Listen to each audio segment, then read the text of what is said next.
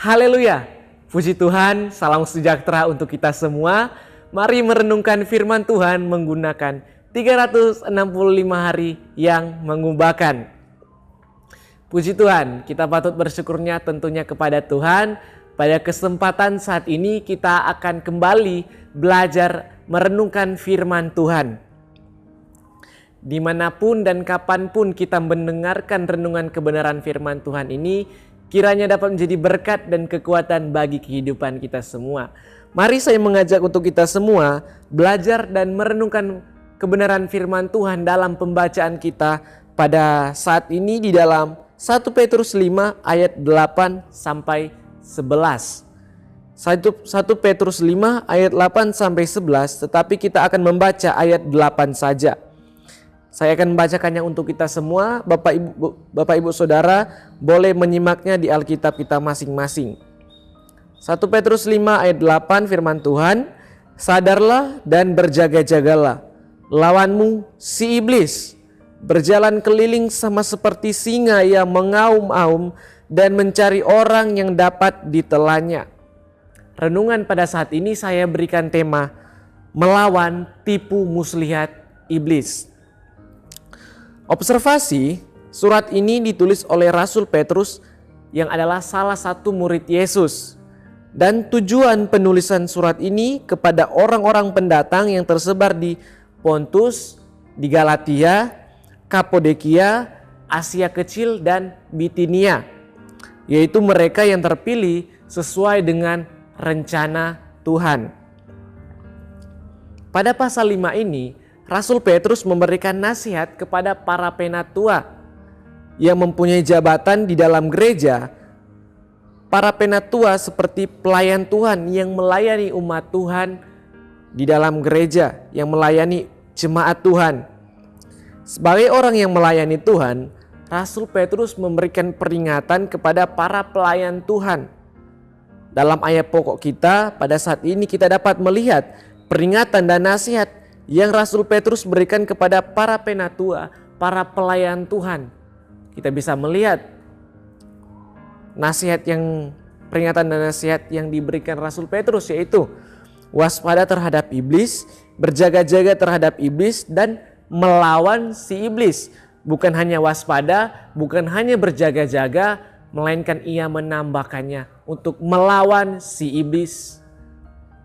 Itulah yang harus penatua atau para pelayan Tuhan ketahui, pelajari, dan mengaplikasikannya, melakukannya di dalam kehidupan mereka sebagai orang yang melayani Tuhan di dalam gereja. Dan firman Tuhan ini bukan hanya datang kepada para penatua saja, bukan hanya datang kepada para pelayan Tuhan saja, melainkan juga bagi setiap para pengikut Kristus, umat pilihan Allah. Interpretasi yang dapat kita pelajari di dalam setiap kehidupan orang percaya, umat Tuhan, anak-anak Tuhan, pelayan-pelayan Tuhan, tentunya ada saja godaan-godaan yang datang untuk merusak hubungan kita dengan Tuhan. Tentunya godaan-godaan yang datang berasal dari si jahat, yaitu iblis. Karena iblis kerjaannya untuk membuat setiap anak-anak Tuhan menentang, menyangkal Tuhan. Dan kalaupun iblis tidak bisa membuat anak Tuhan menyangkal perintah-perintah Tuhan, maka ia akan berusaha untuk membuat anak-anak Tuhan sibuk dengan urusan-urusan pekerjaan mungkin, sibuk dengan persoalan-persoalan duniawi. Sehingga bisa saja kita pun bisa melupakan Tuhan. Sehingga juga kita bisa mengabaikan persoalan-persoalan rohani dengan mementingkan persoalan-persoalan yang duniawi. Bahkan juga mementingkan tuntutan-tuntutan duniawi daripada datang kepada Tuhan. Dan iblis akan melakukan berbagai-bagai cara agar bisa membuat hubungan anak Tuhan, hubungan kita semua dengan Tuhan bisa renggang, bisa rusak, bisa hancur, bahkan bisa putus. Iblis ingin itu semua terjadi antara kita dengan Tuhan. Iblis di sini juga digambarkan seperti singa yang mengaum-ngaum, yang mencari mangsa yang dapat ditelannya. Kalau kita mempelajari tentang singa yang berburu, kita dapat melihat bahwa si singa akan pelan-pelan untuk memangsa hewan lain. Ia akan pelan-pelan merayap, menunggu di tempat yang tidak kelihatan, dan menunggu waktu yang tepat untuk mengejar dan menerkam mangsanya. Dan kalaupun ia tidak mendapat mangsa, maka ia akan melakukannya lagi tanpa menyerah, entah itu dengan cara yang sama ataupun dengan cara yang seperti apa sampai singa itu mendapat mangsa. Begitupun yang dilakukan si iblis dalam berburu umat Tuhan. Iblis akan berlahan-lahan untuk memangsa umat Tuhan. Tidak langsung, tetapi ia akan perlahan-lahan. Iblis akan mencari juga tempat yang tepat, waktu yang tepat untuk menerkam, untuk memangsa umat Tuhan. Tujuan iblis yaitu untuk membuat umat Tuhan berdosa dan merusak hubungan anak-anak Tuhan dengan Bapa yang di sorga. Tujuan iblis ini tidak patut dipuji, dan itu adalah sesuatu yang harus kita jauhi, harus kita waspadai. Karena kita sebagai anak-anak Tuhan mempunyai hubungan dengan Tuhan itu adalah sesuatu keharusan, kewajaran, dan sesuatu yang harus kita kejar. Karena untuk memperoleh kehidupan yang kekal, tentunya kita harus mempunyai hubungan yang erat, hubungan yang intim dengan Tuhan. Dan salah satu oknum yang tidak senang kita mempunyai hubungan dengan Tuhan yaitu si iblis. Dia tidak senang kita umat-umat Tuhan mempunyai hubungan yang erat dengan Tuhan. Oleh sebab itu, firman Tuhan datang kepada kita agar setiap kita belajar untuk tidak tergoda dan juga agar tidak menjadi mangsa si iblis. Kita belajar untuk tidak menjadi mangsa si jahat. Oleh sebab itu, apa yang harus kita lakukan? Apa yang harus kita perlakukan, terapkan dalam kehidupan kita agar kita tidak bisa menjadi mangsa si iblis? Apa yang harus kita aplikasikan dan terapkan di dalam kehidupan kita agar kita tidak menjadi mangsa si iblis? Tentunya yang pertama, seperti firman Tuhan katakan, menyadari dan berjaga-jaga terhadap tipu muslihat iblis. Tentunya untuk kita waspada dan berjaga-jaga, tentunya dengan kita tekun berdoa, belajar firman Tuhan, dan melakukan firman Tuhan di dalam kehidupan kita. Kita ingat di dalam Mazmur 14 ayat 38, di sana dikatakan, berjaga-jagalah dan berdoalah supaya kamu jangan jatuh ke dalam pencobaan. Roh memang penurut tetapi daging lemah. Tuhan Yesus sendiri mengatakan, berjaga-jagalah dan berdoalah. Roh memang penurut tetapi daging lemah. Roh kita memang penurut tetapi daging lemah bukan menjadi alasan kita untuk hidup di dalam dosa. Melainkan karena daging lemahlah kita menjadi suatu alasan kita membangun kehidupan doa kepada Tuhan. Oleh sebab itu, berjaga-jaga dan berdoa itu sangat penting di dalam setiap kehidupan umat percaya. Dan yang kedua, aplikasi yang kedua, kita bisa lihat di dalam 1 Petrus 5 ayat 9, di sana dikatakan bagian A, lawanlah dia dengan iman yang teguh. Aplikasi yang kedua adalah memiliki iman yang teguh. Untuk melawan si iblis tentunya harus mempunyai iman.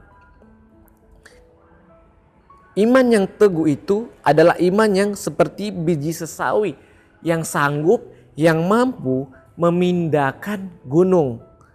Cukup dengan iman seperti itu, maka kita bisa melawan setiap kuasa iblis. Cukup dengan iman seperti itu kita bisa melawan setiap godaan-godaan yang datang kepada kita untuk menghancurkan kita. Kita bisa melawan godaan-godaan si iblis dengan iman kita yang teguh di dalam Tuhan. Dan aplikasi yang ketiga yaitu mengandalkan Tuhan tentunya. Di dalam 1 Petrus 5 ayat 10-11 di sana dikatakan, dan Allah sumber segala kasih karunia yang telah memanggil kamu dalam Kristus kepada kemuliaannya yang kekal, akan melengkapi, meneguhkan, menguatkan, dan mengokohkan kamu sesudah kamu menderita seketika lamanya. Ia yang mempunyai kuasa sampai selama-lamanya. Jelas-jelas di sini mengatakan mengapa kita harus mengandalkan Tuhan. Karena Tuhan yang akan melengkapi, meneguhkan, menguatkan, mengokohkan setiap kehidupan kita. Tuhan yang memanggil kita pasti juga Tuhan yang akan memperlengkapi kita dengan kuasanya yang ajaib. Akan memperlengkapi kita dengan kuasanya. Tuhan kita akan memperlengkapi kita dengan kasih karunia-Nya yang sempurna. Puji nama Tuhan. Jadi kita dapat mengambil kesimpulan dan ajakan kepada kita semua juga untuk mari kita tetap berjaga-jaga dengan terus mempunyai kehidupan doa kepada Tuhan, agar kita mempunyai iman yang benar dan teguh kepada Tuhan Yesus Kristus. Iman yang benar kepada Tuhan, iman yang teguh kepada Tuhan bisa melawan si iblis. Walaupun godaan silih berganti datang terus menerus, tapi kita bisa melawannya karena kita mempunyai iman yang benar, iman yang teguh di dalam Tuhan Yesus Kristus.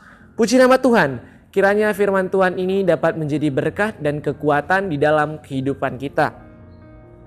Terima kasih Bapak Ibu Saudara telah mengikuti Renungan 79. Bapak Ibu Saudara yang ingin didoakan untuk pokok-pokok doa tertentu atau ingin menceritakan kesaksian mujizat kesembuhan, pemulihan masalah keluarga dan lain-lain, dapat disalurkan melalui chat WhatsApp di nomor 0813 2742 0088. Puji Tuhan, Tuhan Yesus memberkati kita semua.